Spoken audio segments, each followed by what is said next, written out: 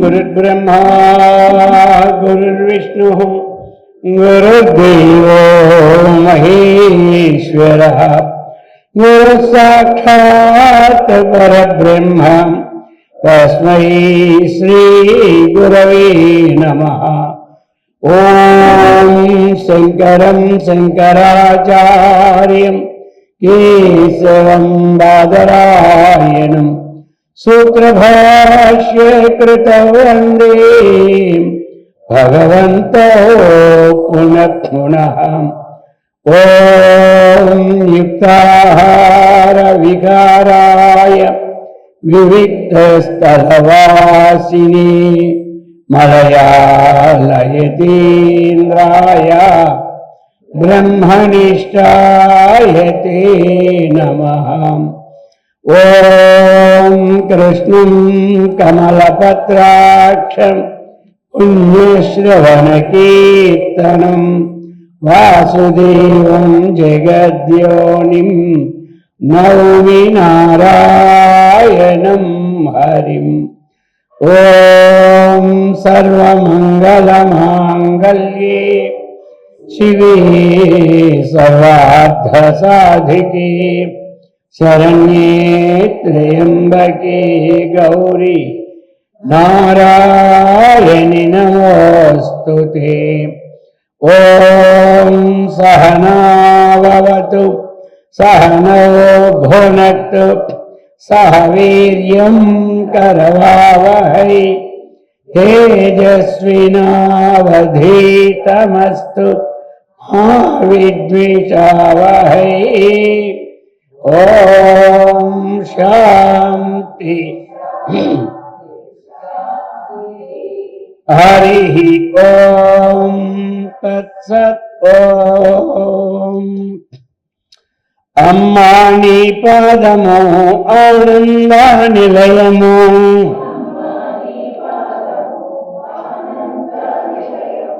అది తెలిసిన వారిదే జన్మ ధన్యము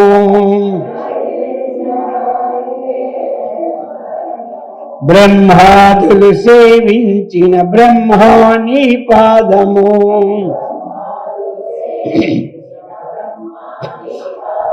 బ్రహ్మాదులు సేవించిన బ్రహ్మాని పాదము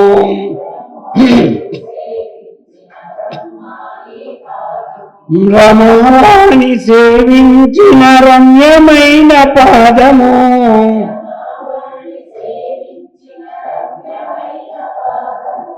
అమ్మా నీ పాదము ఆనంద నిలయము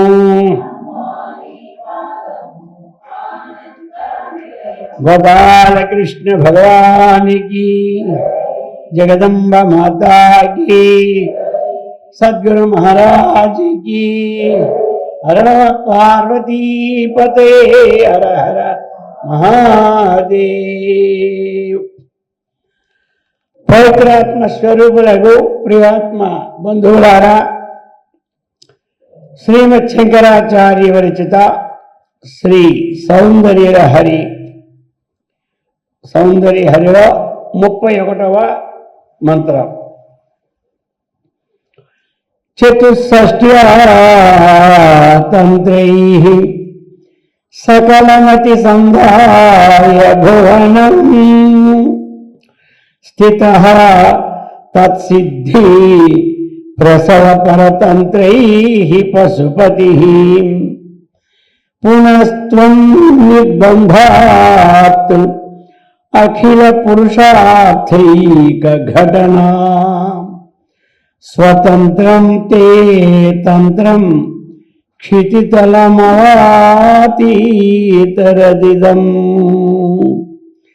చతుషష్ట్యా తంత్రైః సకలమతి సంధాయ భువనం స్థితః తత్సిద్ధి ప్రసవ పరతంత్రైః పశుపతిః పునస్త్వం నిర్బంధాత్ అఖిల పురుషార్థైక ఘటనా స్వతంత్రం తే తంత్రం క్షితితలమవాతీతరదిదం. ఓ భగవతి అని సంబోధన ఆచార్యులు వారు చేస్తూ ఉన్నారు. మరి భగవతి అన్నటువంటి శబ్దము ఏమిటి అన్నటువంటి విషయం, భగవాన్ అన్నటువంటి విషయానికి కూడా చెప్పుకున్నాం మన ఇంతకుముందు. స్త్రీలింగంలో భగవతి అంటారు, పుల్లింగంలో భగవాన్ అంటారు. భగ శబ్దానికి అర్థము షడ్గుణ ఐశ్వర్య సంపన్నుడు, ఈ 6 గుణములు అన్నమాట. ఎవరి దగ్గర ఉంటే వారే భగవంతుడు అని అర్థం.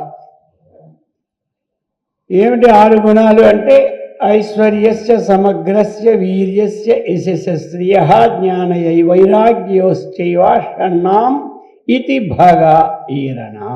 ఇది అనమాట. అక్కడి సమగ్రం అనేది అన్నిటినీ అర్థం చేసుకోవాలి.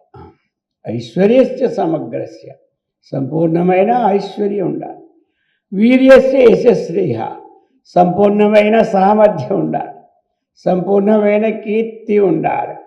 సంపూర్ణమైన లక్ష్మి ఉండాలి.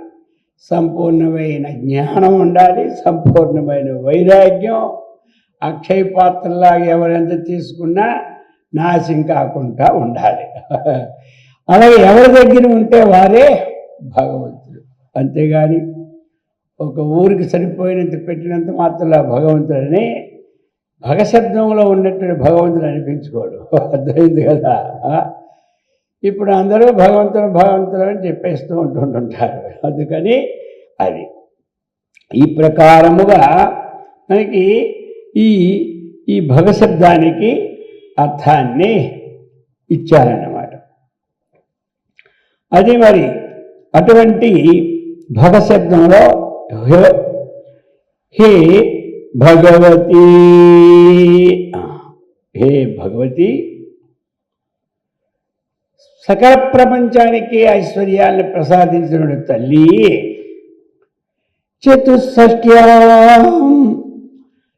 చతుషష్ట్య కళలన్నీ మనకి ఏమంటారు?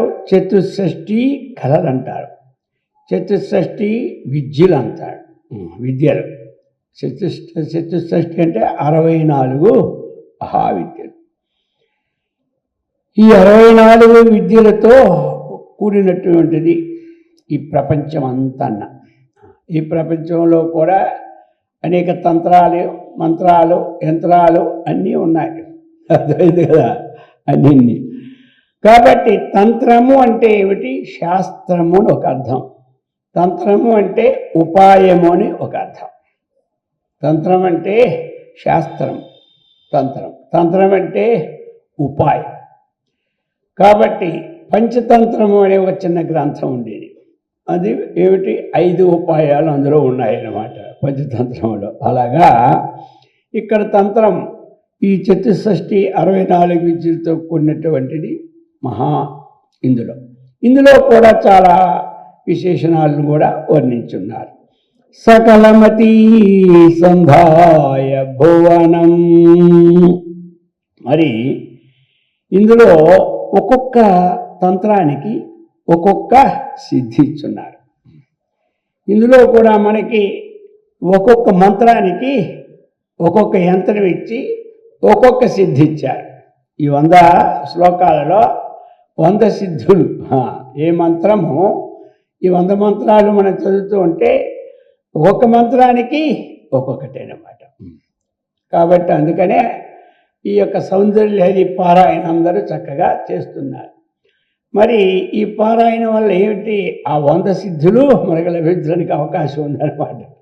ఒక్కొక్క మంత్రానికి ఒక్కొక్క సిద్ధి ఉన్నప్పుడు 100 మంత్రాలు సామూహికంగా పారాయణ చేస్తే ఒక్కొక్కరికి ఏమిటి ఆ 100 సిద్ధుల ఫలితము కలిగే అవకాశాలు కూడా ఇందులో ఉన్నాయి.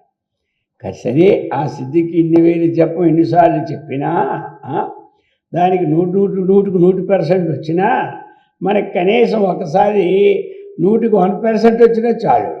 అర్థమైందా? ఆ సిద్ధి మనం ఒకసారి పారాయణ చేస్తాం కాబట్టి నోరును అది విడివిడిగా చేసేవాళ్ళకి 100% సిద్ధులు ఉన్నాయి. సామూహికంగా చేసిన ఒక్క సిద్ధి ఒకటి ఉన్నా 100కి ఉన్నా చాలదా? 100 సిద్ధులు అయిపోతే సామాన్యమైనటువంటి సిద్ధి. అందుచేత ఈ ప్రకారముగా ఈ సిద్ధులతో చతుషష్ట్యాహం తంత్రై సకలం అతి సంధాయ, సకలం అతి సంధాయ ఈ అన్నిటినో కూడి ఉన్నటువంటిది అన్నమాట. ఏ స్వరూపము? పశుపతి యొక్క స్వరూపం. పశుపతి అంటే ఎవరు? పశూనాం పతి పశుపతి. అది పశువు అంటే పశ్యతీతి పశువు. అది ఏది చూస్తుందో దానిని పశువు అంటారన్నమాట. ఎవరు చూస్తూ ఉన్నారో దీనిని వారి పేరు ఏమిటి? పశువు అని అర్థం. ఇప్పుడు మనం అందరం చూస్తున్నామా లేదా? ఇక్కడ ఉన్నటువంటి వస్తువులన్నీ వ్యుత్పత్తి అర్థం ఏమిటంటే పశ్యతీతి పశువు. ఇప్పుడు మనం చూసాం, అక్కడ అదిగో కుర్చీని చూసాం, అలాగే ఈ పట్టాన్ని చూసాం, ఈ బెంచిని చూసాం. కాబట్టి పశ్యతి ఏది చూస్తున్నాడో చూస్తున్న వాడిని ఏమంటారు? పశువు అంటారు. అయితే ఈ పశువునాం అధిపతి పశుపతి. ఇక్కడ పశు శబ్దం మనందరికీ తెలిసింది ఏమిటి? ఆవులు, ఏమి అలాగే గేదెలు, అలాగే ఇంకొన్నటువంటి ఆ యొక్క తిరియ జంతువులన్నీ పశువులని మనం పేరు పెడతాం. ఆ పశువులకే అధిపతిగా ఇతడు. పశువు అంటే జీవి అని అర్థం. పశువు అంటే జీవులు. అది కాబట్టి జీవులందరికీ అధిపతి ఎవరు అంటే ఆ యొక్క ఈశ్వరుడు అన్నమాట. ఈ జీవులందరికీ అధిపతి. అలాగనే పశు శబ్దం ఇంద్రియాలకు కూడా ఉన్నది. ఇంద్రియాణం, ఇంద్రియాలంటికి అధిపతి ఎవడో అతడు పశుపతి అన్నమాట. ఆ పశుపతికి ఇంద్రియాలన్నీ స్వాధీనంలో ఉంటాయి. ఈ జీవులన్నీ ఆయనకి స్వాధీనంలో ఉంటాయి. కాబట్టి జీవులు అంటే ఎవరు? దేవతలు జీవులే, మానవులు జీవులే, పశుపక్షాదులు జీవులే. వీరందరికీ అధిపతిని ఏమంటారు? పశుపతి. మన భారతదేశంలో పశుపతి దేవాలయం నేపాల్ ఖాట్మాండు అక్కడ ఉన్నదన్నమాట పశుపతి దేవాలయం. అందుచేత పశుపతి స్థిత తతసిద్ధి. తతసిద్ధి ప్రసవ పరతంత్రై. ఆ పశుపతిని ఆశ్రయించుకొనే ఇవన్నీ సిద్ధులు ఉన్నాయన్నమాట. ఈ యొక్క చతుషష్ఠి అనేది ఏమిటి? మహామాయ శాంబరాదులకు 64 ఏమి తంత్రై.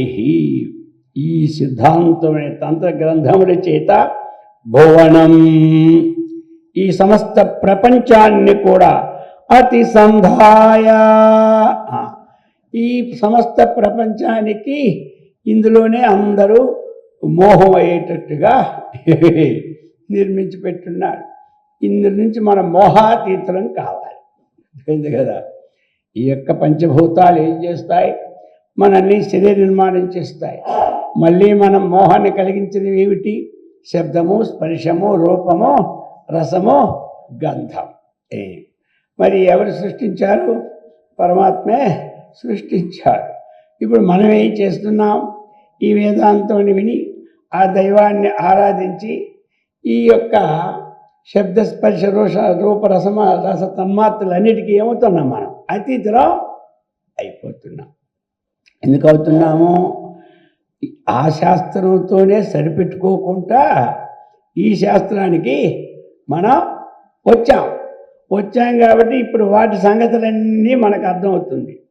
ఇంతకుముందు ఎవరైనా ఒక శబ్దం మాట్లాడుతూ ఉంటే మనకి వినాలనే కుతూహలం, వారికి చెప్పాలనే కుతూహలం అయింది కదా. తొందరగా ముగిస్తే ఇంకా టైం ఉందలే, మరి కొంచెం చెప్పులే అనే పరిస్థితులు అన్నమాట. ఇప్పుడు కాస్త ఈ వేదాంత విచారణ వచ్చిన తర్వాత ఇంకా చెప్పులే అందరూ. ఇంకెప్పుడు వారు చాలిస్తారా, ఎప్పుడు మనకి ఇందులోకి వెళ్ళడానికి కుదురుతుందని ఆలోచన వస్తుంది అన్నమాట ఇది ఈ శాస్త్రాలు. అందుచేత మరి ఇటు పక్కన ఒక ఆలోచన లేకపోతే మనం ఆ శబ్దమోహంలోనో, స్పర్శమోహంలోనో, రసమోహంలోనో, గంధమోహంలోనో పడిపోతామన్నమాట. అర్థమైంది కదా. అలాగనే ఈ యొక్క సిద్ధాంతమైనటువంటి ఈ గ్రంథాలు మరి ఇందులో ఏం చెప్పారు? చతుషష్ఠి తంత్రాల్లో కొన్ని ముఖ్యమైన తంత్రాలనే అందించారు. ఎవరు? పరమశివుడు. అది అందులో మొట్టమొదటి ఏమిటి?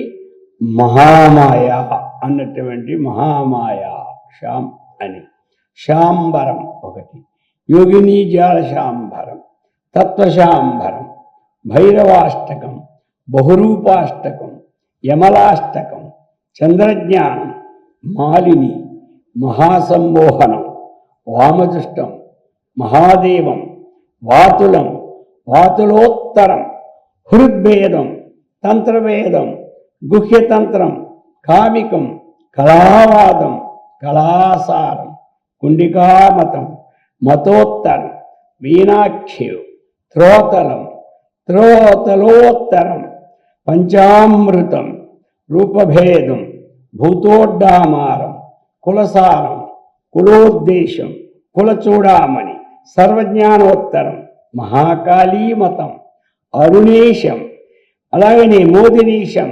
వికుంఠేశ్వరం, పూర్వపశ్చిమ దక్షం, ఉత్తరం, నిరుత్తరం, విమలం, విమలోత్తమం, దేవీమతం. ఈ విధముగా ఈ 41లో మిగతావన్నీ 23 ఈవిడిపోయి ఉన్నాయన్నమాట. అది ఇవి 41 ఈ తంత్రాలు.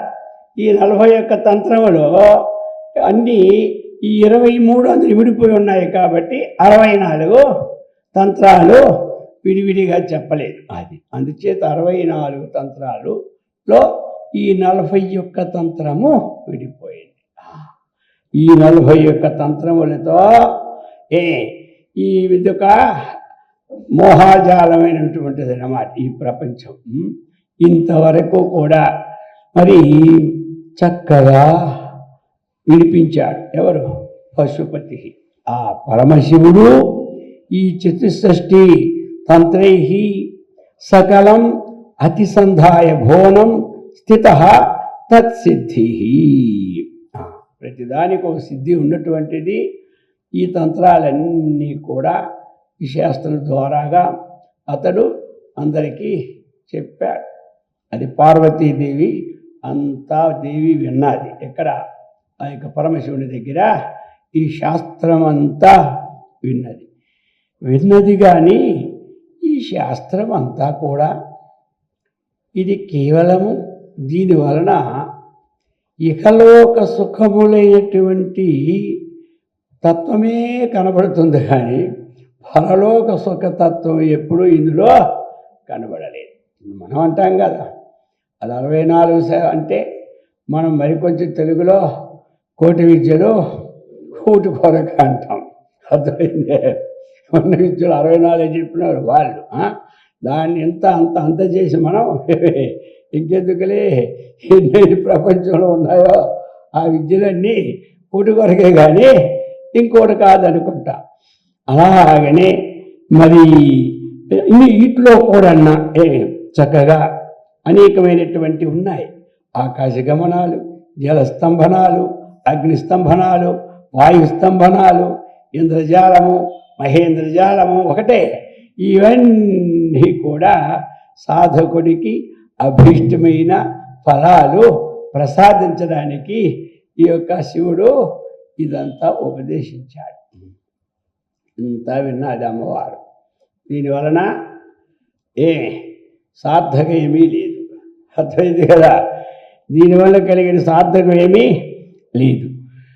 అందుచేత పునః పునస్త్వన్నిర్బంధాత్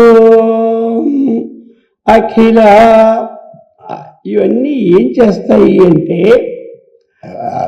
మానవులని నిర్బంధం చేసేవి అన్నమాట. బంధరహితముగా చేసేవి కావు. అందుకని మనం అప్పుడప్పుడు చెప్పుకుంటాం, అనంత శాస్త్రం బహువేదితవ్యం అల్పశ్చ కాల బహవశ్చ విఘ్నాః యత్ సారభూతం తదుపాసితవ్యం. శాస్త్రాలు ఉంటాయి, వద్దని లేదు, ఒకసారి చూడాలి. చూడకపోతే చూడలేదని భ్రాంతి. చూడాలి. చూస్తే అన్నిట్లో ఉన్నటువంటి సారాన్ని మనం గ్రహించుకోవాలి. అది ఏ విధంగా ఆ సారాన్ని గ్రహించుకుంటే చాలు. పాలనేరన్యాయముగా హంస పాలన తీసుకుని నేర విడిచిపెట్టినట్టుగా మనం సారాన్ని. అప్పుడు ఇక లోకములో వీటితోనే ఉండిపోతారేమో అందరూ కూడానా. దీనికంటే అతీతమైన విషయాన్ని కూడా శివుడి ద్వారాగే బోధింపబడాలి ఇప్పుడు. లేకపోతే అందరూ ఇందులోనే ఆ విద్య ఈ విద్య ఈ విద్య ఇప్పటికే ఈ దేని ద్వారాగా ఏ కార్యం అవుతుందని మనం ఆలోచన చేస్తూ ఉంటాం. ఎందుకంటే చెయ్యాలి, అది ప్రకృతి సహజమైనమాట. ఇంకా దీనికి అతీతమైన ఒక విషయాన్ని మనం పట్టుకుని చేత కదా ఇంకా చాలులే అనిపిస్తుంది. అది అనిపించదు కదా మన ఎవరికైనా. అందుచేత ఇక అప్పుడు అమ్మవారు ఆలోచించి అఖిల పురుషార్థైక ఘటన 31వ మంత్రంలో అఖిల పురుషార్థైక ఘటన స్వతంత్రం తే తంత్రం క్షితితలం అవాతీతరదిదం. అప్పుడు మరలా వీటికి తృప్తి లేక శివుడైతే చెప్పాడు అమ్మవారికి, కానీ అమ్మవారికి వీటితో తృప్తి లేదు. తృప్తి లేక వీటి అన్నిటికంటే విశేషమైనటువంటి విజ్ఞానాన్ని కలుగు చేసేది లోకానికి అందించాలి. తాను వినాలి, ధరించాలి, లోకానికి అందించాలి. కాబట్టి అటువంటి తంత్రాన్ని చక్కగా వచింపు చెప్పాలని నిర్బంధాత్తు. నిర్బంధాత్ అంటే తప్పక చెప్పవలసిందే. నన్ను చాలా నిర్బంధ పెట్టాడయ్యా, లేకపోతే అంటారు కదా నిర్బంధ పెట్టాడంటే ఏమిటి? నితాంత బంధ నిర్బంధ. అది బంధం అంటే ఏమిటి? స్వతంత్రం లేకపోవడం. నిర్బంధం అంటే ఏంటి? ఇంకా ఇది ఇక నిర్బంధం పెట్టేటప్పుడు తప్పక పని. ఇంకా నిర్బంధము అనేది ఏమిటి? తప్పక చేయవలసిన పని చెయ్యాలి. చెప్పవలసింది చెప్పాలి. అది కొంతమంది అసహజంగా చెప్పకపోతే వాళ్ళకి బాగా నిర్బంధం చేస్తారు. అప్పుడేం చేస్తారు? చెప్పేస్తారు. నువ్వు చెప్పావా నీకేం కష్టం కలిగిన వాళ్ళు, లేదా నీ పని ఇంతే అంటాడు. అప్పుడేం చేస్తాడు? ఆ రహస్యాన్ని వాడు చెప్పేస్తారు. అలాగనే ఇప్పుడు వారు కూడా చెప్తున్నారు ఈ ప్రకారం పునః పునస్తు పునః త్వత్తు ఏమి నిర్బంధాత్. నిర్బంధం చేసరికి అప్పుడు అఖిల పురుషార్థిక ఘటన. అప్పుడు మళ్ళా ఇక అఖిల పురుషార్థైక ఘటన, పరమ పురుషార్థం అన్నమాట. అఖిల పురుషార్థం అంటే ఏమిటి? సమస్త పురుషార్థములు 4లో పరమ పురుషార్థం అనేది లభింపకపోవడం వలన నిరాశ చెందినదనమాట. ఎవరు? దేవి. ఏ శాస్త్రమైనా అర్జును నిమిత్తంగా చేసుకొని కృష్ణ భగవానుడు ఉపదేశించాడు. కాబట్టి ఈనాడు మనమందరము చక్కగా భగవద్గీత మననం చేసి ధన్యులు అయిపోతున్నాం. అలాగనే ఇన్ని తంత్రాలు విన్నా అమ్మవారికి తృప్తి అన్నటువంటిది కలగలేదు. 24 తంత్రాలు విన్నా తృప్తి కలగలేదు. కలగక అప్పుడు భర్తనేమి ఉత్తమ తంత్రాన్ని నువ్వు చెప్పాలని నిర్బంధించిందనమాట.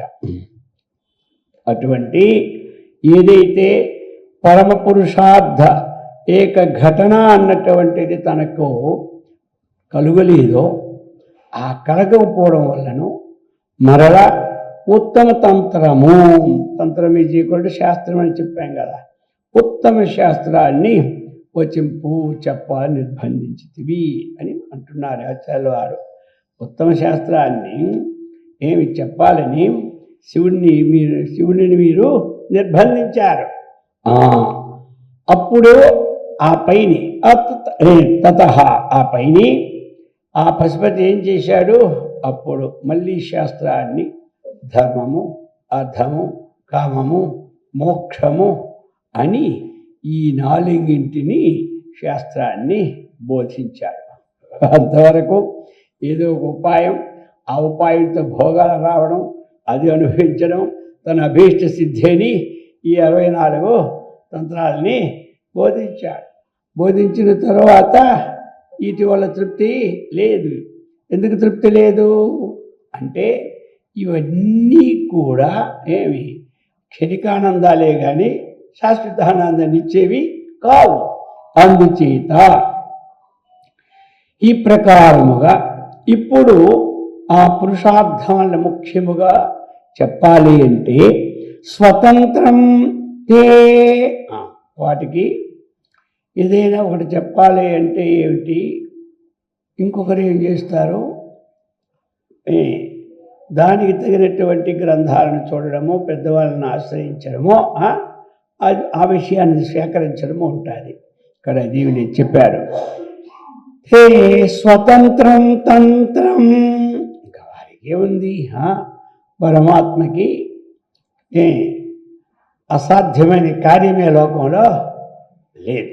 అందుచేత స్వతంత్రం, అన్యాపేక్ష లేకుండా స్వతంత్రంగా ప్రధానమైనటువంటి ఆ స్వతంత్రమైనటువంటి నీ యొక్క ఆచార్యులు అంటూ నీ యొక్క విద్యాతంత్రం, అది నీ యొక్క విద్యాతంత్రాన్ని ఏమి ఈ లోకమునందు అవాతీతరం ఇదం విద్యాతంత్రం అవాతీతరం అవతరింపజేశారన్నమాట.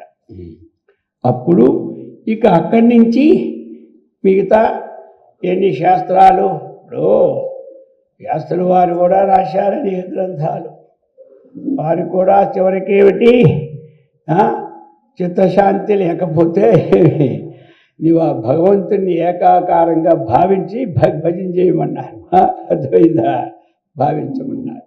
అలాగనే నారదుడు కూడా అనేకమైనటువంటి విద్యలని చక్కగా ప్రతిఫలింపచేశాడు. కానీ అతనికి లేకపోతే అప్పుడు అతను కూడా ఆ నిజతత్వాన్ని తెలుసుకొని భక్తి గానంతో ఆయన పొందాడు. అందుచేత ఇవన్నిట్లో ఈ విద్యాతంత్రం మళ్ళీ భూలోకానికి అందజేశారు. మరి శ్రీ విద్య అంటే ఏమిటి, విద్యా విద్యకోటి జ్ఞానం, ఆ జ్ఞానస్వరూపమైనటువంటి విద్య. అందుచేత మనం ఎన్ని చేసినా వాటితోనే తృప్తి ఉండక ఈ ఆధ్యాత్మిక విజ్ఞానాన్ని సంపాదించుకున్నప్పుడే సరైన తృప్తి కలుగుతుందనే తత్వాన్ని ఈ సౌందర్య హరిలో మనకి ప్రకటన చేశారన్నమాట. ఈ ప్రకారముగా చతుషష్ట్యాతంత్రై సకలమతి సందాయ భువనం స్థిత తత సిద్ధి ప్రసవ పరతంత్రై పశుపతి. ఆ పశుపతి ద్వారా ఈ 64 విద్యలను చక్కగా లోకానికి అందడం జరిగింది. ఒక్కొక్క విద్యకి ఒక్కొక్క సిద్ధిని ఆ విధంగా ఏమి ఆచరించిన వాళ్ళకి వారి వారి మనోభీష్టాలన్నీ ఏమి తీరి సుఖభోగాలను అనుభవించినటువంటి స్థితిని కలుగుతుంది. పునస్తు అఖిల పురుషార్థైక ఘటన.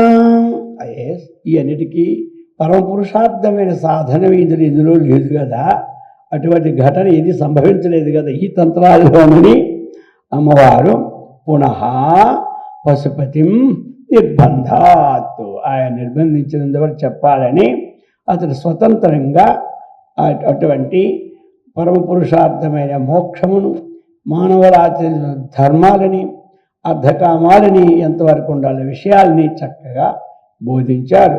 ఆ బోధించడం బట్టే ఈనాడు మన అందరికీ కూడా ఈ పురుషార్థాల విషయాలు, ధర్మ విషయాలు అన్నీ తెలిసాయని భావం అన్నమాట. అది ఆ ప్రకారముగా ఈ 31వ శ్లోకంలో వివరింపబడింది అన్నమాట.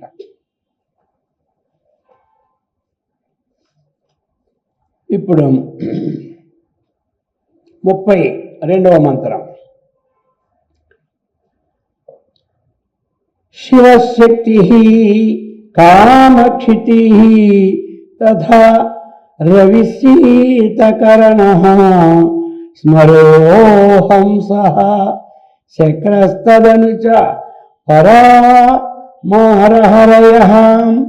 అమీ హృల్లేఖాభిః తిస్రుభిః అవసానేషు ఘటితా భజంతే వర్ణాస్తే తవ జనని నామావయవతాం.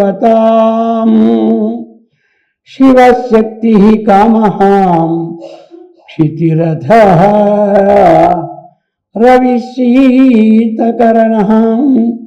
స్మరోహంసః శక్రస్తదును చ పరమహరహరయః అమీ హృల్లేఖాభిస్తిస్రుభిః అవసానేషు ఘటితా భజంతే వర్ణాః తే తవ జనని నామావయవతాం. చెప్తున్నారు ఇక్కడ, హే జనని, ఓ తల్లి, ఓ మాత, శివ శివ శివుడు అనగా ఎవరు అని చెప్తున్నారు. శివుడంటే అక్కడ కకారం అన్నటువంటిది శివ శక్తి. ఆ ప్రకారముగా శివ కకారము, శక్తి ఏకారం, కామ మన్మథుడు, ఈ కారం చెప్తున్నారనమాట. ఒక్కొక్కరికి ఇవన్నీ ఏమిటి అంటే మంత్రము యొక్క అవయవాలన్నమాట. మంత్రంలో ఉన్న అవయవాలు, ఒక మంత్రానికి కొన్ని అవయవాలు ఉంటాయి. ఆ మంత్రం మనం తెలిసినా తెలియకపోయినా ఆ అవయవ శక్తి వస్తూ ఉంటుంది. తెలిసి చేసామనుకోండి ఇంకా ఆనంద శక్తి ఎక్కువ అవుతుంది. అది ఫలిత శక్తి వస్తుంది.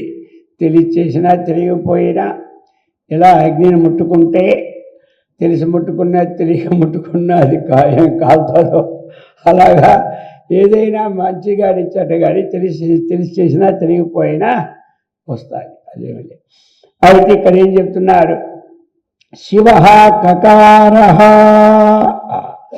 ఆ యొక్క శివుడు అంటే కకార శక్తి అనేది ఏమిటి, అటువంటి కకార బీజం అన్నటువంటిది, కకార స్వరూపం అన్నటువంటిది శక్తి. అది శివ. ఇప్పుడు శివ శక్తి ఏకార, శివశక్త్యాయుక్తం అంటుంటాం. శివుడు ఏమిటంటే కకార స్వరూపం, అలాగే శక్తి ఏమిటంటే ఏకార స్వరూపం. కామ, ఇక్కడ మనకి మంత్రంలో కామం, కామ శబ్దం ఏంటి, ఈకార స్వరూపం. క్షితి, క్షితి అంటే ఏమిటి, లకార స్వరూపం. అధ, క్షితి విడదీసి అథ అన్నమాట. తరువాత అనంతరం రవి శీతకరణ. ఇందులో మనకి రవి శీతకరణ ఎదురన్నమాట. అంటే రవి చంద్ర అని అర్థం. శీతకరణ అంటే చంద్రుడు, రవి అంటే రవి. ఈ రవి ఎలాంటిది, హకార, శీతకరణ సకార. ఇంకా ఇవి ఇచ్చారు మనకి, స్మర. స్మర అంటే అది కకారమే. హంస అంటే హకారం. శక్రః లకారం. ఇది ఈ ప్రకారముగా ఇందులో ఉన్నటువంటి పరా అన్ని ఈ అవసానాన్ని చక్కగా చెప్తూ ఉన్నారన్నమాట. పరా అలాగని పరా, ఆ పరా అనేది ఏమిటి? ఒక సకారం. మారహ అనేది కకారం. హరిహి అన్నది లకారం అని ద్వాదశ వర్ణాం, ఈ యొక్క 12 వర్ణాలని హృల్లేకాభిః హ్రీంకారైః తిస్రుభిః ఈ ప్రకారముగా చెప్తున్నారు. ఇవి హృల్లేకాభిః తిస్రుభిః అవసానేషు ఘటితాః.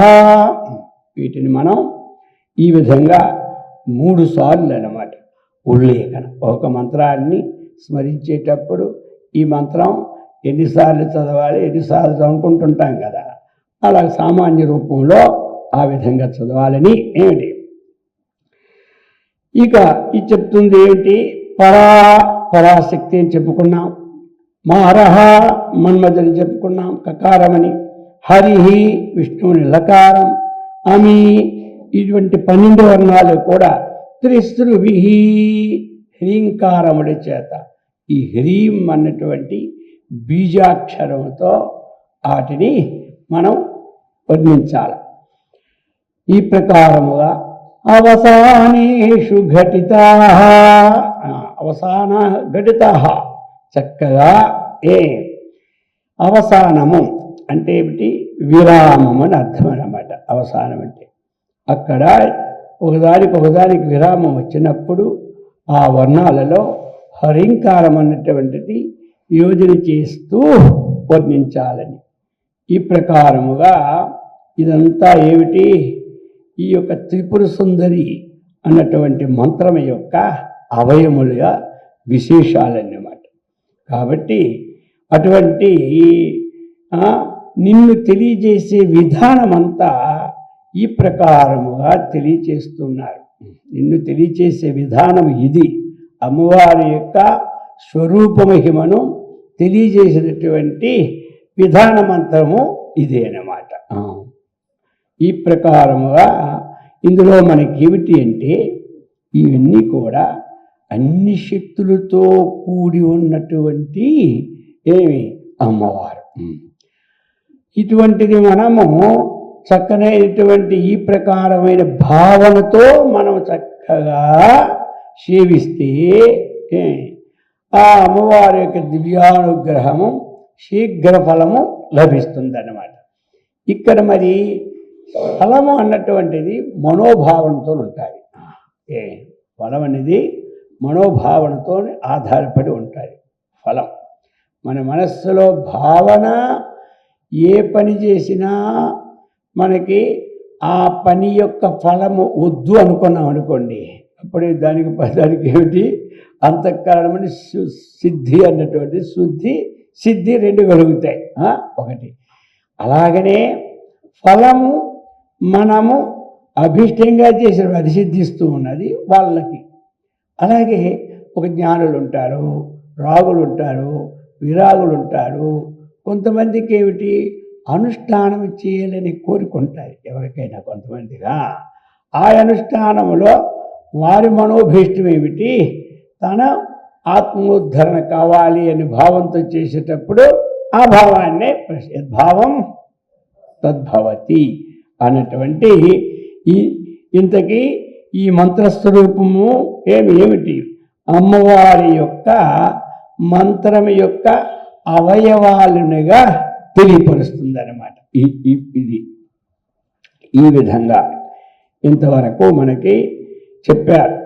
మరి ఇందులోనే ఏమిటి అంటే ఈ అక్షరస్వరూపముతోనే అమ్మవారి యొక్క ఉపాసనలో పంచాక్షరి అన్నట్టు మనం ఇక్కడ చదువుతూ ఉంటుంటాం. మొట్టమొదటి కొన్ని ఓం హైం హ్రీం శ్రీం హైం క్లీం సౌ హోం అని ఇక్కడ చదువుతాం.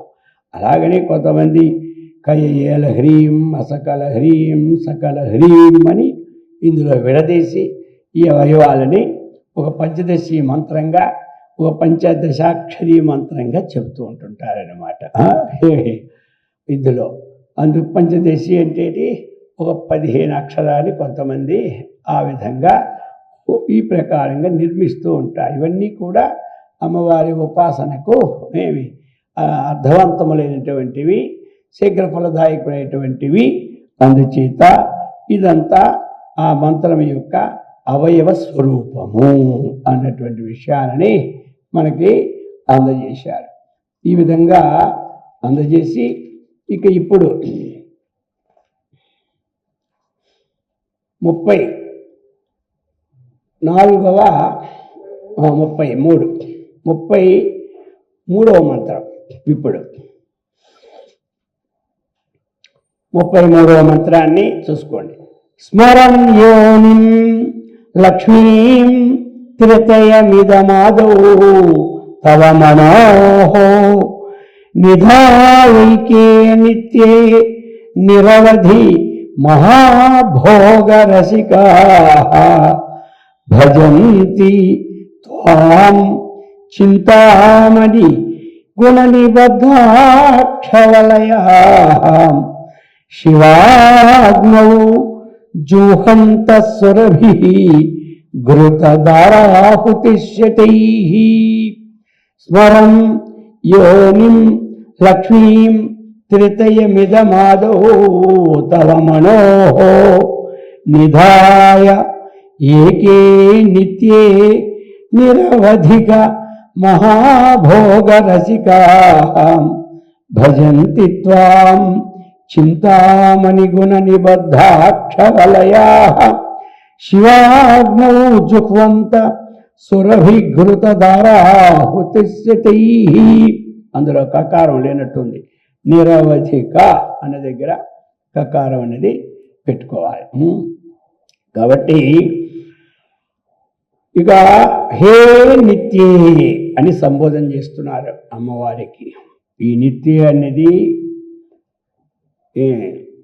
నిత్య అని అష్ట అంటే 8 మంది అటువంటి బృందంతో కూడినట్టు నిత్య స్వరూపురాల అని ఒక అర్థం అన్నమాట. అలాగే నిత్య అంటే ఎల్లప్పుడూ 3 కాలాలలో విరాజమానమై ఉన్నటువంటి ఓ తల్లి అని, అంటే ఆది అంతము లేనటువంటి తల్లి అని ఒక అర్థం నిత్య అనేది. కాబట్టి నిత్య స్వరూపురాల అని మనం తీసుకోవచ్చు ఇక్కడ. ఆద్యంతరహిత ఏమిటంటే నిత్య స్వరూపం అనేది ఆద్యంతరహితమైనటువంటిది సంబోధన. రెండో మంత్రం 2వ చరణంలో నిత్యే అని ఉందన్నమాట. నిత్యే అన్నటువంటిది అమ్మవారికి ఆద్యంతరహితమైనటువంటి ఓ నిత్య స్వరూపమైనటువంటి తల్లి అని అర్థం. అక్కడ చెప్తున్నారు ఇప్పుడు. తవా నీ యొక్క మనోహో మనస్సుతో ధ్యానించిన మహామంత్రానికి ఆదో మొట్టమొదట స్మరం. అది మొట్టమొదట స్మరం. ఈ స్మరం అనేది ఏమిటి అంటే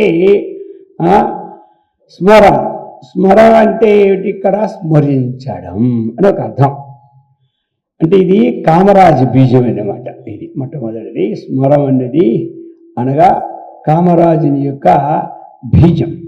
ఆ బీజానికి ఏమిటి అర్థము? కామరాజు బీజానికి క్లీం.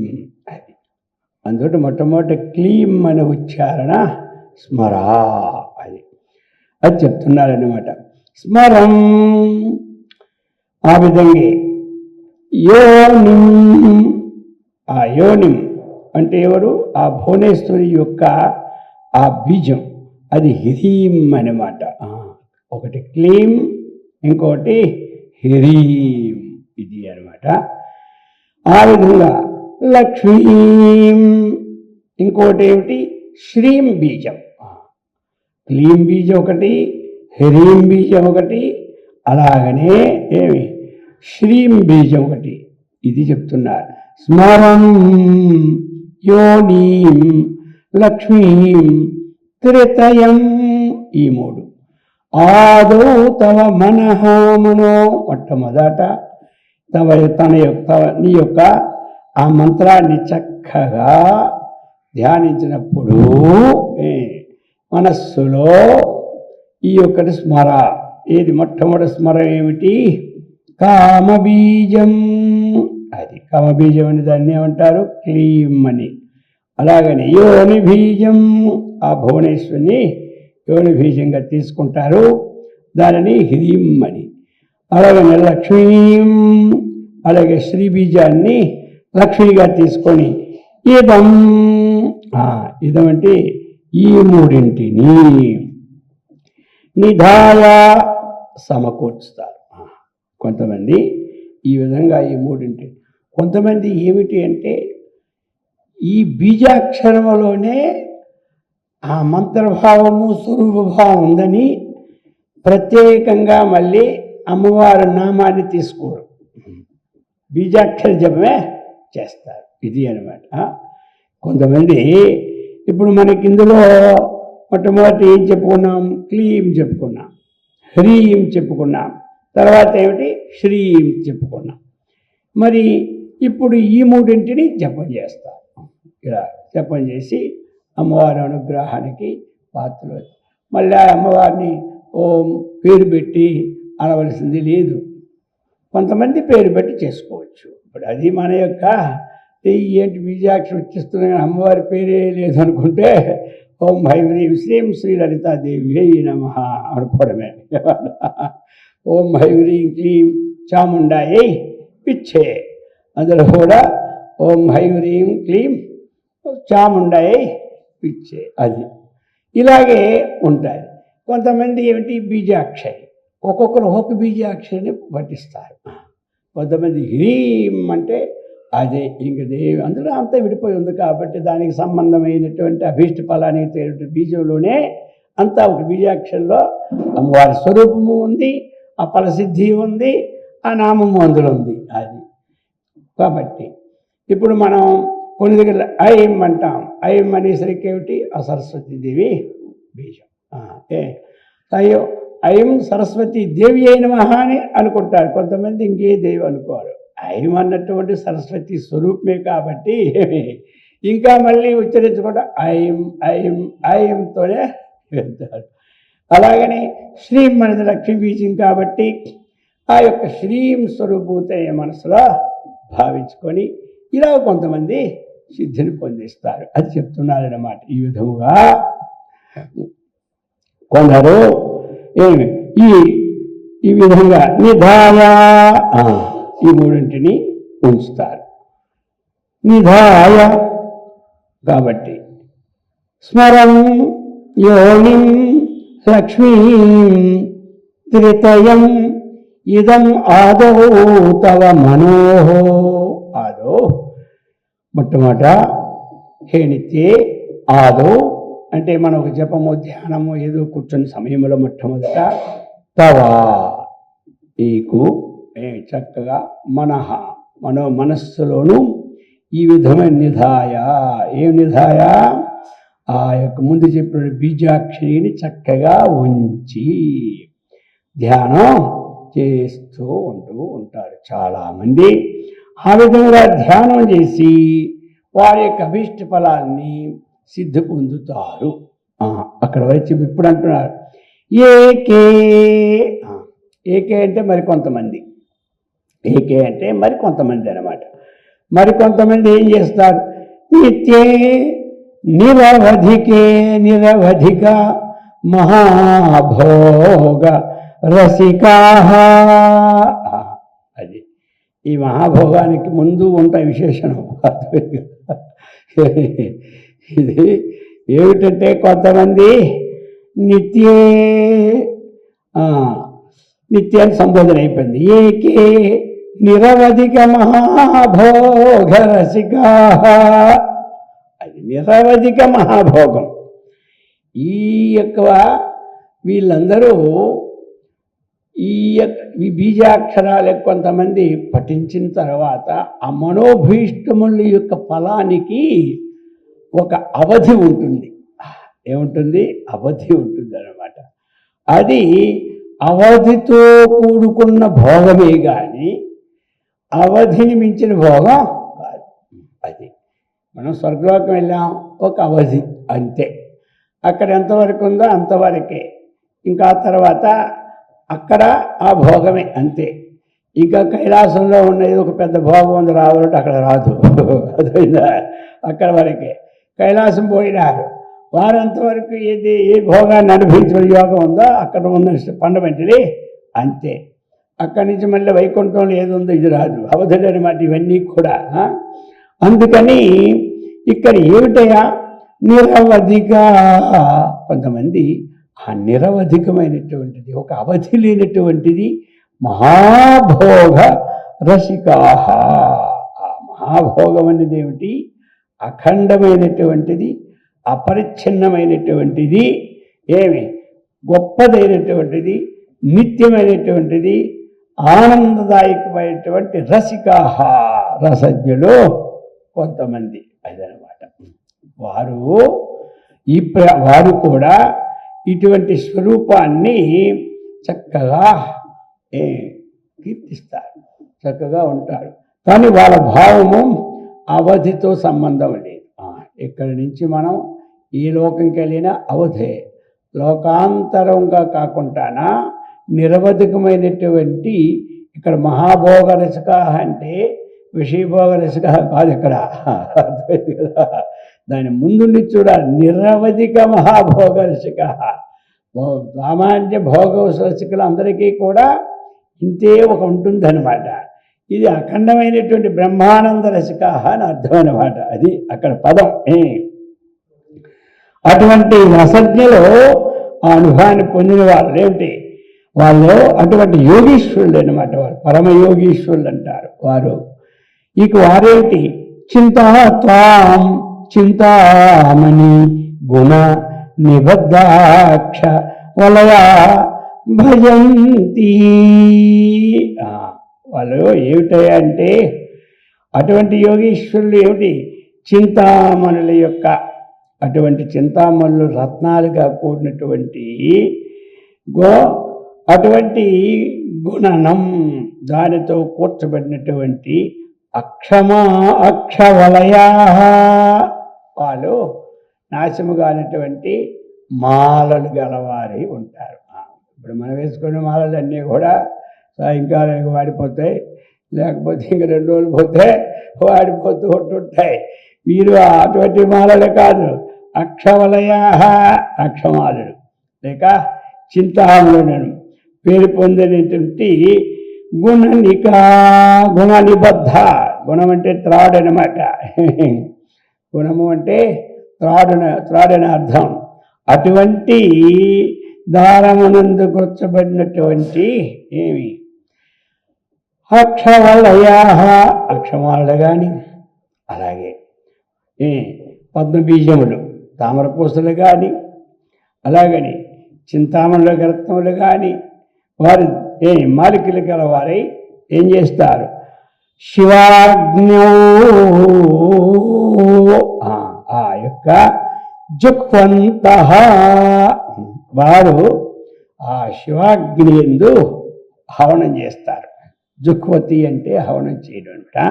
అందుచేత అటువంటి శివాగ్ని యందు హవనం చేయడం అంటే ఏమిటి? వాళ్ళు హవనం అటువంటి జ్ఞానాగ్ని అన్నమాట.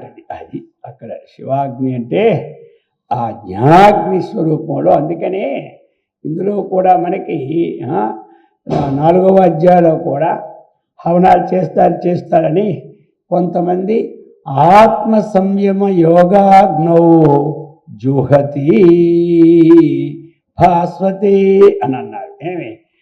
ఎలా చెప్పారు? మొట్టమొదట మనం ఒక ప్రాణాయామమే ఒక ఆహుతి అన్నారు. అలాగే ప్రాణాన్ని అపానం నుండి వేల్చడమే ఒక ఆహుతి అన్నారు. అలాగే కుంభకం చేయడమే ఒక ఆహుతి అన్నారు. అలాగనే ఆత్మ సంయమ యోగాగ్నౌ జ్ఞాన అనే దాని యందు జుహ్వతి ఆహుతి. అలాగనే వీళ్ళు ఏం చేస్తారు? అమ్మవారికి ఆహుతులు చేస్తారు, వీరు ఆహుతులు చేస్తారు. ఏ విధమైన ఆహుతులు చేస్తారు? అటువంటి పరమపదమైనటువంటి ఆనంద ప్రాప్తిదాయకమైనటువంటి అమృత స్వరూపమును భావించి వీళ్ళు ఆహుతి చేస్తూ ఉంటుంటారు. ఎవరు ఏ ఆహుతిని చేస్తే ఆ ఆహుతి ప్రధానమైనటువంటి భావమో వారికి స్థిరమవుతున్నది. కాబట్టి ఇక్కడ ఇంతటికీ మనకి ఏమిటి అర్థం అంటే, చాలామంది ఆ యొక్క ప్రాపంచిక సౌఖ్యాల కోసమే అటువంటివి చక్కగా ఉంది వారు ఆ సౌఖ్యాలు అనుభవిస్తున్నారు. మరికొంతమంది ఈ సౌఖ్యములన్నీ కూడా సుఖమల్పం బహుక్లేశం అని భావించి వారు అమ్మవారిని శరణ పొంది ఆనందదాయకమైన తత్వాన్ని పొందినటువంటి విషయాన్ని పొందుతున్నారు అన్న విషయాన్ని చక్కగా ఈ తామర ఇది మనకి ఉన్నది కదా, కల్పవృక్షము కింద ఏది కోరితే అది ఇచ్చినట్టు అమ్మవారు అవతలే ఏమిస్తున్నారు? భుక్తి ముక్తి ప్రదాయిని. భుక్తిని ఇస్తున్నారు, ముక్తిని ఇస్తున్నారు. ఇచ్ఛాశక్తి, జ్ఞానశక్తి, క్రియాశక్తి స్వరూపిణి. కాబట్టి ఆ జ్ఞానశక్తిని ప్రసాదిస్తారు, ఇచ్ఛాశక్తిని ప్రసాదిస్తారు, క్రియాశక్తిని ప్రసాదిస్తారు. దానికి తగినటువంటి విషయాలను ఇందులో మనకి అందజేశారు. ఈ విధంగా అందజేసి ఇప్పుడు 34వ మంత్రంలో చెప్తున్నారు. శరీరం త్వం శంభో శిశిమిహిర వక్షోరుహయుగం తవాత్మానం మన్యే భగవతి నవాత్మానమనఘం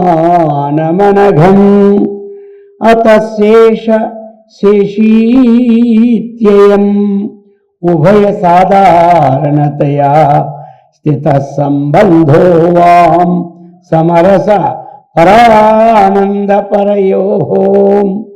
శరీరం త్వం శంభో శశిమికిర వక్షోరుహయుగం తవాత్మానం మన్యే భగవతి నవాత్మానమనఘం అతశేష శేషీత్యయం ఉభయ సాధారణతయా స్థిత సంబంధో వా సమరస పరానందపరయో. ఇప్పుడు ఆచార్యుల వారు సంబోధన చేసి చెప్తున్నారు. హే ఓ భగవతి, ఇందాక చెప్పుకున్నాం మనం భగవతి శబ్దానికి అర్థం. అలాగని ఇక్కడ కూడా భగవతి శబ్దానికి ఇంకొక స్మృతి కూడా ఈ విధంగా ఉన్నా సరే భగవంతుడు కానీ భగవతి శబ్దానికి కూడా అర్హత వస్తున్నట్టున్నారు. పూర్వం మనము ఈ 6 ఎవరి దగ్గర ఉంటే సద్గుణేశ్వరులు భగవాన్ అనుకున్నాం. కానీ ఈ శృతి కూడా ఏం చెప్తుంది? భగవతి అన్న దాంట్లో ఒకటి జగముల యొక్క ఉత్పత్తి, 2 వినాశం, ఈ 2. అలాగే ఈ భూతముల యొక్క రాక, అలాగనే పోక, అలాగనే విద్య అవిద్య, ఈ 6 అన్నమాట. ఒక స్మృతి అని చెప్తూ ఉందన్నమాట. అది స్మృతే, ఇది స్మృతే. ఇక్కడ ఏం చెప్పింది? ఈ 6 ఎవడైతే తెలుసుకుంటున్నాడో వాడే భగవంతుడు. ఇక్కడ అర్థమన్నమాట. పురుషుడైతే భగవంతుడు, స్త్రీ అయితే భగవతి. ఏ 6 మనకి? ఈ జగముల యొక్క ఉత్పత్తి తెలుసుకోవాలి, వినాశం తెలుసుకోవాలి. అర్థమైంది కదా? మరి జగముల ఉత్పత్తి ఎక్కడి నుంచి వచ్చినది అనే మన అడిగితే అందరూ ఏం చెప్పాలి? ఒకటే ముక్క, పరమాత్మ నుంచే జగము పుట్టింది. అర్థమైంది కదా? మరి ఈ విధంగా ఈ జగత్తుని వినాశము కావాలంటే మరి పరమాత్మకి జ్ఞానాన్నే సంపాదించాలి. దేని నుంచి ఏది ఉత్పత్తి అయిందో దాని జ్ఞానం చేతనే ఉత్పత్తి కారణం అనేది వినాశం అయిపోతుంది. అంతవరకు వినాశము కాదు. అలాగని ఉత్పత్తి నాశము అంటే ఉత్పత్తి ప్రళయం. ఉత్పత్తి నాశం అంటే అర్థం ఏంటి? ఉత్పత్తి ప్రళయం. అది ఉత్పత్తి పరమాత్మ నుంచే, స్థితి పరమాత్మ నుంచే, ప్రళయం పరమాత్మ నుంచే. ఆ విధముగా అలాగని ఇక్కడ మనం అమ్మవారిని తీసుకున్నాం అనుకోండి. ఉత్పత్తి అమ్మవారి నుండే, వినాశం అమ్మవారి నుండి. కాబట్టి ఏది ఉత్పత్తి ఉందో దానికి వినాశం తప్పదు. ఏమంటారు? మరి వినాశానికి కారణము, ఉత్పత్తికి కారణం అంటే బాగుంటుంది, కానీ వినాశానికి కారణం అంటే బాగుంటుందా అనుకుంటాం కదా. ఇప్పుడు మనకి చక్కగా మంచి జడివాన వచ్చి అంత చీకటి పడి వర్షం పడుతుంటే ఇప్పుడు మనకు లైట్ దగ్గరికి కొన్ని వేల పురుగులు వచ్చాయి అనుకోండి, ఉత్పత్తి. ఇప్పుడు మనం ఏం ప్రార్థిస్తా? ఉత్పత్తి అయినవన్నీ అభివృద్ధి నందుగా కానీ ప్రార్థిస్తామా? ఎవరైనా ప్రార్థిస్తారా? ప్రార్థించారు. ఎందుకు? ఆ పురుగులతో పడలేక ఉత్పత్తి అయినవన్నీ అభివృద్ధి చెందిగా. కానీ ఎక్కడ చూసినా మొత్తం ఏ లైట్ తీసి చూసినా ఆ యొక్క సాయంకాలం మొత్తం పురుగులు మయం. ఆ తెల్లారి తుడిస్తే ఎంత పోగు వస్తుంది అవి, అర్థమైంది కదా. అందుచేత ఆ ఉత్పత్తికి కారణం, వినాశానికి కారణము ఆ యొక్క భగవంతుడే కానీ ఇంకోటి కాదు. మనం అది అలాగని ఇక భూతముల యొక్క రాకయు పోకయు. ఈ జీవులు రాక నేర్చుకోవాలి, పోక నేర్చుకోవాలి. ఏమి రావడం వల్ల వచ్చేస్తాం కానీ తేలిక, ఇక పోవడమే తెలియకుండా కొట్టవరకు ఉంటాం ఇందులోనూ. ఆ పోయేది ఎక్కడికో పోయామనుకోండి, ఇంకా పీలిక అది బ్రహ్మపది తిరుగుతూనే ఉంటుండాలా. అందుచేత పోకడా నేర్చుకోవాలి. రావడం సుఖమే, బ్రహ్మమించి పద్మలోనికి రావడం సుఖం వెళ్ళిపోయాడు, పోవడం తెలియకపోతేనే అందులో పడి మరణించాడు. అర్థమైంది కదా. కాబట్టి ఏదో మనం వచ్చేసాం.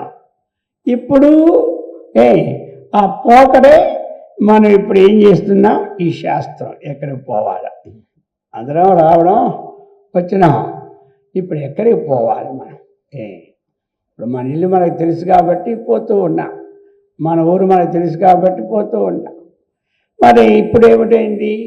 పూర్వం తెలియకపోతే ఎంతమందినో అడిగి అడిగి అడిగి అడిగి దేశాలు వెళ్ళే వాళ్ళు ఎన్ని ప్లాన్లు వేసుకొని ఎంతమందిని అడిగిపోయేవారు. ఇప్పుడు ఆ బాధ లేకుండా ఆ యొక్క మాత దేవి మనకి ఆ గూగుల్ ఒకటి ప్రసాదించి ఏదో మనకి అయినా నువ్వు ఇబ్బంది పడకు, ఓ గూగుల్ తల్లి నీ అనుగ్రహం చేత మేము చక్కగా ఉన్నాం.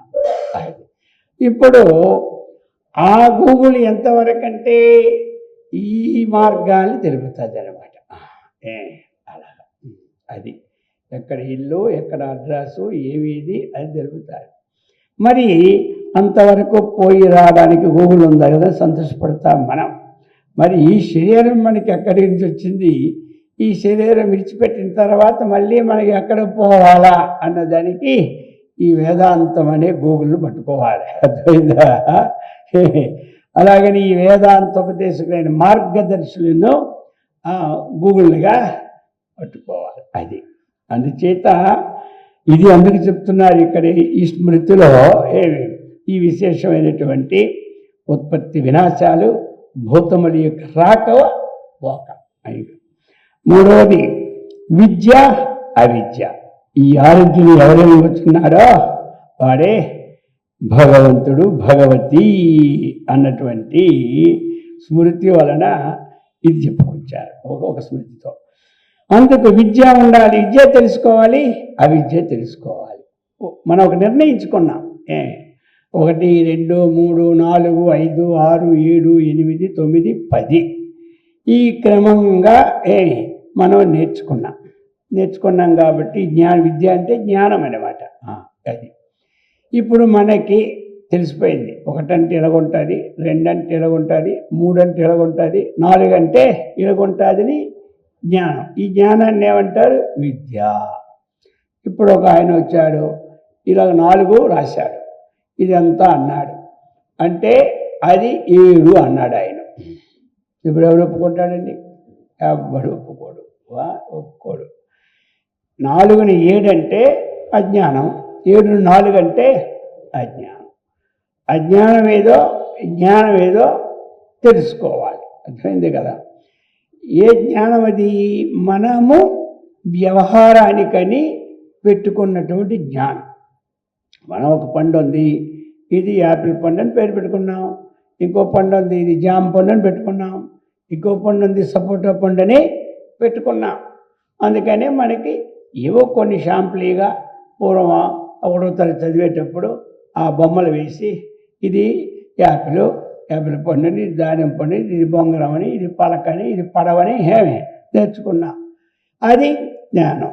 ఇప్పుడు మనము పలకని చూసి పడవ అంటే అవుతుందా?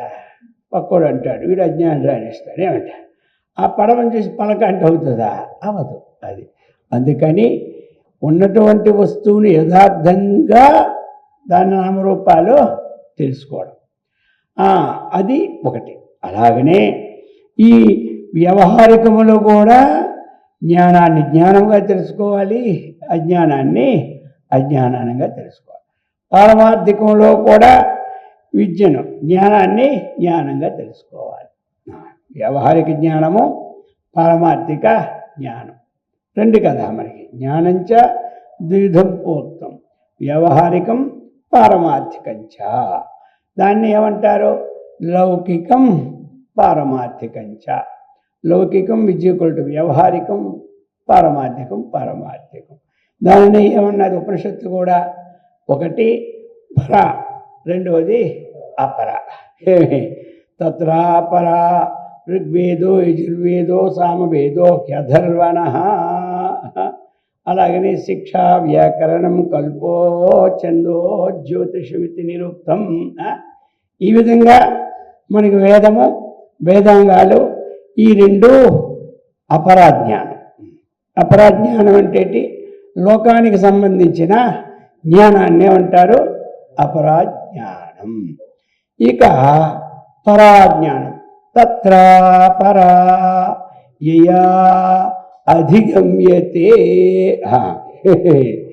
ఆత్మానం. ఏదైతే అక్షరం, యయా అక్షరం అధిగమ్యతే, తత్ర అపరా యయా అక్షరం అధిగమ్యతే. యయా దేని ద్వారా? అక్షరం నాశరహితమైనటువంటి దానిని అధిగమ్యతే చక్కగా పొందుతున్నాము. తతో పర. అది ఆ విధంగా ఇక్కడ విద్య తెలుసుకోవాలి, అవిద్య తెలుసుకోవాలి. ఈ రెండును, ఈ ఆరింటిని ఎవరు ఎరుగుతున్నారో వాళ్ళని ఏమన్నారు ఇక్కడ మనకి? భగవత్. ఇది కూడా భగవత్ శబ్దానికి చక్కగానే ఉంది, అందరికీ అనుకూలమైనటువంటిది. ఈ స్మృతి కూడా మనకి చెప్పింది. అందుచేత ఈ ప్రకారముగా చెప్పి, హే భగవతి, శరీరం త్వం శంభో శిశిరమిహిర వక్షోరుహ యుగం. ఆ శరీరం, దేహం, భవతి. ఇక్కడ ఈ ఇద్దరిని కూడా రెండు పేర్లతో అభినయిస్తారు. అది భవతి అంటే దేవి. ఆ దేవిని మహాభైరవిగా ఇక్కడ ప్రయోగించారన్నమాట. ఆ దేవిని మహాభైరవి. శంభో ఆనంద భైరవస్య శశిమిహిర వక్షోరుహయుగం. ఇక శంభుని, ఆ యొక్క శివుణ్ణి ఆనంద భైరవుడు, భైరవుడుగా తీసుకున్నారు ఇక్కడ శంకరాచార్యుల వారు. శరీరం త్వం శంభో శశిమిహిర వక్షోరుహయుగం తవాత్మానం మన్యే. ఏమిటి అంటే ఇక్కడ ఏమి వక్షోరుహయుగం అన్నటువంటిది వక్షస్థలంలో ఉన్నటువంటివి. ఆ రెండిని ఎలా చెప్పారంటే, ఒకటి ఆ యొక్క సూర్యచంద్రుడు అనమాట. ఆ సూర్యచంద్రులు కలిగినటువంటి వక్షస్థలముతో కూడినటువంటి ఆ భైరవుణ్ణి ఏమి తవాత్మానం మన్యే, నీ యొక్క స్వరూపుగానే మన్యే భావించితివి. అది భగవతి. కాబట్టి నవ ఆత్మానం అనఘం. కాబట్టి ఈ ప్రకారముగా ఇంకా చెప్తున్నారు. అది ఏమిటి అంటే నవాత్మానం. ఆ ఆత్మ అది నవయోనులు గలదిగా భవతి. కాబట్టి నవయోనులు, అక్కడ నవశక్తులు ఉన్నది. ఈ శరీరాన్ని మనం తీసుకుంటే నవద్వారములుగా కూడా తీసుకోవడానికి పరిగణింపబడుతున్నది అన్నమాట. అటువంటి ఏమి శివునిని చక్కగా అమ్మవారు ఏమి అనుకరించాలని అర్థం అన్నమాట. ఈ ప్రకారముగా చెప్తూ ఉన్నారు. శంభో అయితే ఇక్కడ అతః శేషశేషీత్యయ ఉభయ సాధారణతయా. ఎలా అంటే శేష శేషి అన్నటువంటిది భావం. శేషశేషి న్యాయము అంటారు, శేషశేషి భావము అంటారనమాట. ఏమిటంటే శేషము శేషి ఒక అంగముగా ఉంటే శేషము, అంగిగా ఉంటే శేషి. అది ఇప్పుడు ఈ ఒక చెయ్యిలు తీసుకుంటే ఇది శేషము, శరీరాన్ని తీసుకుంటే శేషి. శేషం శేషి. ఇది శేషం అన్నటువంటిది ఇప్పుడు హోమం దగ్గర సామానులన్నీ శేష శబ్దం అన్నమాట.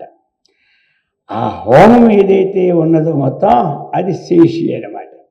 ఆ యొక్క హోమానికి అంగములన్నీ అంగము అంగి, శేషము శేషి, అంగాంగీ భావము శేషశేషీ భావం ఇది అన్నమాట. ఇందులో శేషము అన్నటువంటిది వ్యాప్యము, శేషి అన్నటువంటిది వ్యాపకమన్నమాట.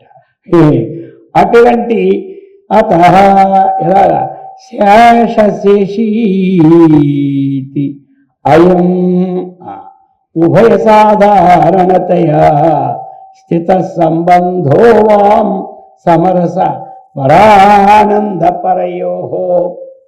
ఇక్కడ శేషశేషి భావంలో ఒక్కొక్క సమయంలో అమ్మవారిని శేషంగా తీసుకుంటే శివుడు శేషి అవుతున్నారు. శివుడిని శేషంగా తీసుకుంటే అమ్మవారు శేషి అవుతున్నారు. అది అందుచేత ఈ పరస్పరం ఇద్దరూ అర్ధనారీశ్వరులుగా తీసుకునేటప్పుడు ఒకటి శేషము అయినటువంటి అమ్మవారు అందులో వారిని ఆశ్రయించారు కాబట్టి ఆయనకి శేషత్వము వచ్చినది. ఇక అమ్మవారు లేనప్పుడు శేషంగా ఉన్నది కదా, అందుచేత వీరికి వారు శేషం అయితే వారికి వీరు శేషం అవుతారు, వీరికి వారు శేషి అయితే వారికి వీరు శేషి అవుతారు. అది విషయాన్ని. అలాగనే ఒక భైరవత్వము భైరవి స్వరూపముగా సమరస పరానంద పరయో. ఈ ప్రకారముగా సమరస పరానంద పరయో అంగాంగి భాగంగా అందు సమానాధికారణ్యం అంటే ఒకే దాని రెండు ఉన్నప్పుడు సమానాధికారణము, సమానాధికారణ భావమే సామాన్యాధికరణముగా పరిగణింపబడుతుంది. కాబట్టి సమరస పరానంద పరయో. అలాగ సమరసము సామరస్యముతో కూడినటువంటి పరానంద. పరానందం ఎవరు? భైరవుడు అనమాట. అటువంటి ఆనంద భైరవ రూపమైనటువంటి శిశక్తి, ఆ ఆనంద భైరవునికి ఈ శిశక్తి స్వరూపము మీ ఇద్దరికి సమానంగానే ఉన్నది. ఒకరికి తక్కువ ఒకరికి ఎక్కువ లేదు అని శంకరాచార్యుల వారు ఆ యొక్క పార్వతీ పరమేశ్వరుని ఈ విధమైనగా స్తుతిస్తూ ఉన్నారు. అది అందుచేత ఇటువంటిది స్తుతి అన్నటువంటిది అది భగవంతుడి స్తుతి వల్ల ఏమిటి మనకి ఆ విశేషాలు స్తుతించడం వల్ల ఆ మనస్సు ఏకాగ్రతని చెందుతూ ఉంటుంది. అందుకనే ఎవరు ఏ రూపాన్ని ధ్యానిస్తూ ఉన్నప్పుడు ఆ రూపానికి సంబంధమైన విశేషాలతో ధ్యానం చేయాలి. అది ఆ ప్రకారమైన ధ్యానం చేసేటప్పుడు మనకేమవుతుంది, ఇక ఇతర భావాలు కూడా రావడానికి అవకాశాలు తక్కువ. ఏదో వస్తాయనుకోండి, వచ్చినా మనకి ఈ భావం నడుస్తుంటుంది కదా లోపల. వచ్చిన భావం ఎలా ఉంటుందంటే తనకు స్థానం లేదని ఏమి ఎక్కడోదే దాగి ఉంటుంది అనుకోండి, తర్వాత సంగతి చూసుకుందాం. ముందు మన ధ్యాన కాలంలో మనకు విగ్రహం లేకుండా ఉంటుంది కదా, తర్వాత జ్ఞానంతో ఆ భావం అక్కడ దాగి ఉంటే అటుపక్క పంపుతాం, అది వేరే విషయం. అందుచేత మరి ఈ విధంగా చక్కగా ఈ సౌందర్యలహరి, అందుకే ఆ పారాయణ ఏమి అటువంటి చేసినప్పుడు ఈ భావాలన్నీ కూడా మనకు అర్థం కాకపోయినా ఆ మనస్సు అనేది ఏకాగ్రతగా, అందుకే దీనిలో అందరూ కూడా ఒక్కొక్కరు ఒక ఆనందమైన రాగంతో పాడుతారు. మంచిదే కదా, ఏదైనా సరే ఆనందమే బ్రహ్మం. అందుచేత అది వినడానికి ఇంపుగానే ఉంటుంది. ఆ రాగం లేదనుకోండి, ఆ కూర్చోడుకు లేచి వెళ్ళిపోతాడు. అర్థమైంది కదా, ఈ చాలే ఈ రాగాలు మాకేంది. ఆ రాగం ఎప్పుడైతే ఉండదో చక్కగా అది అమ్మవారు అక్కడ తాండవిస్తున్నట్టే ఉంటుంది ఆ రాగం ద్వారా.